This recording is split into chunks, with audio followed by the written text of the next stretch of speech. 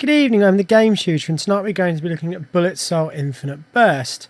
Now, Bullet Soul Infinite Burst is a Japanese style bullet hell shooter, and basically one of the main reasons I'm looking at this today is due to the general sort of glut of missing summer releases that we have at the moment. I thought I would look east and find something that you generally can't get in this country, but it's something that's a little bit different that might interest some of you. So we're going to have a look at it, see what you think, and go from there.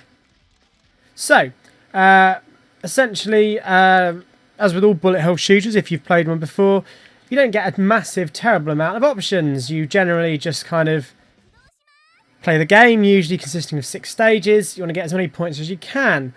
Now, while this is obviously a Japanese exclusive, it is actually region free, so you can play it on your Xbox quite happily.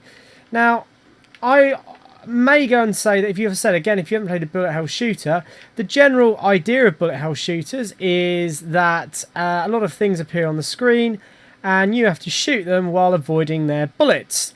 And generally speaking, the bullets are, quite extravagant, and obviously being that this is the beginning of the game, it should give you a little bit of an idea of roughly what it's going to look like without being quite so hectic.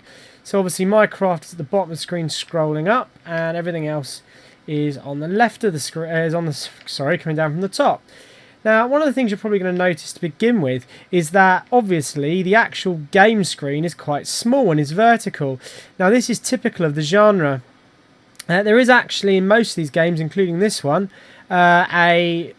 essentially an option that if you want to play the game portrait mode, e.g. physically turn your TV portrait, then you can, and it looks fantastic playing in that mode. The only downside of that, though, is obviously that, if I was going to do that here, I would have to make a portrait video, and as we all know, portrait videos sitting around online are something which isn't going to get you an awful lot of views or an awful lot of praise, no matter whether the actual intentions behind it are honourable, so to speak, or not. Now, the way this works is I've got a life bar, which is the green one on the left of my screen, and I also have a special bar, which is this one, which allows me to unleash a much more powerful version, which generally I will save for bosses. So I haven't got an awful lot of life left, so one more hit and I will be dead. Now, I'm a big fan of bullet hell shooters, but I'm not amazing, as you'll see when we're playing this. There are some people that play bullet hell shooters that are incredibly good at these. This is on normal, but some people will play this on sort of extreme difficulty modes, where literally there is almost more bullets on the screen than there is spaces to avoid said bullets. Another thing that's very typical of the genre is something which is called a 1 credit clear.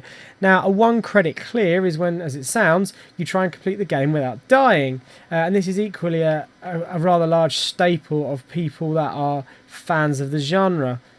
Right, I'm going to have to pay attention here.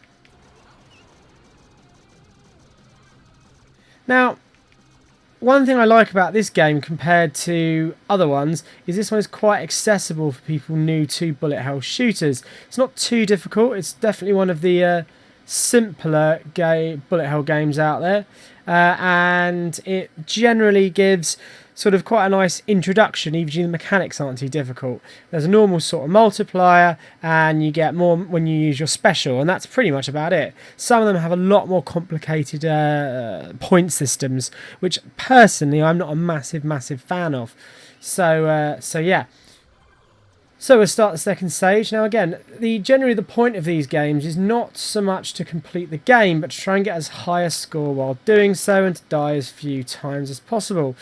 Now in most of the games, this one included, your score resets when you die, so in order to go for a very high score, you can't die at all throughout the course of the game. Try and pick up all of these coins.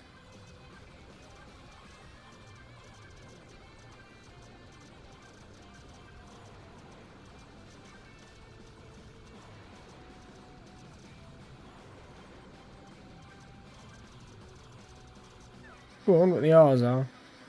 R's stuff's normally going to be some sort of bomb, I guess. Oh, mystery bonus. Lovely. I think I'm doing quite well so far to get to midway through the second stage without dying. Now, it's very similar as well to the original Bullet Soul, so... Damn, I died. So that resets my entire score, which isn't particularly nice. I wish I had a special, but I don't.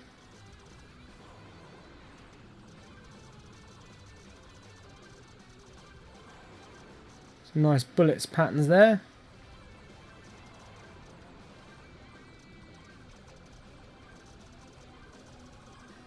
As you can probably tell by how big my gun is, this it's definitely not about shooting things, and it's very much a case of just trying to dodge things, and the dodging is almost as important. Well, it is more important, and that's what the gameplay that people who like this type of game come for.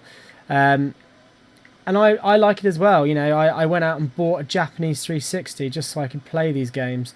One thing that's very interesting, in fact, is that even though obviously the 360 is not a particularly popular console in Japan, somehow the 360 seems to have found itself as the home of the sort of bullet hell traditional Japanese shooters, much the same way as the Saturn and the Dreamcast did previous to that. In fact, bullet shooters have never really found their home on a Sony console, apart from some of the Don-Don-Pachi games. And I'm not really unsure exactly why that is. I'm sure there's someone out there that could tell me. So it does mean that if you are into Japanese games like this, then getting your hands on a Japanese Xbox, which at this moment in time is actually quite cheap, is quite a good way to go. Let's use our special to try and kill this off as quickly as possible.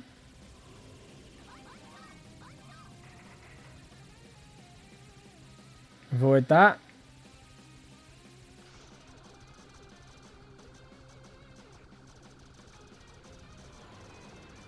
That was quite hard to dodge, but I seem to do it reasonably well.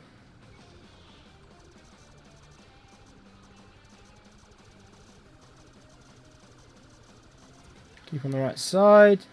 Keep ahead of the blast.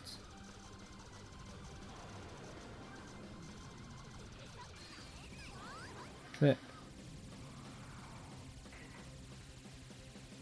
Is it hard with that? No. Oh, that was close. I got hit, but I haven't died.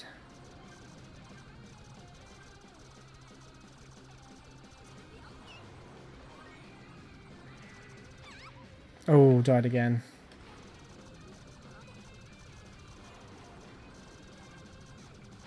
Now, if you are interested in picking this up, you can obviously get it off eBay.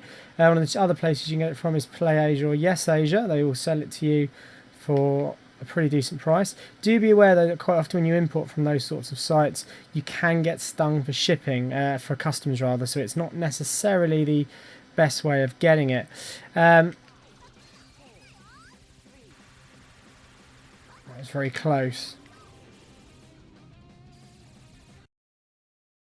So, Bullet Soul Infinite Burst, there you have it. I really like it. I love bullet hell games. It's a good example. It's not the most complicated. If you look for something a little bit more grown up, maybe check out the Don-Don-Pachi games. But this, along with Death Smiles, are two bullet hell games I can recommend for people trying to get into the genre. See you later.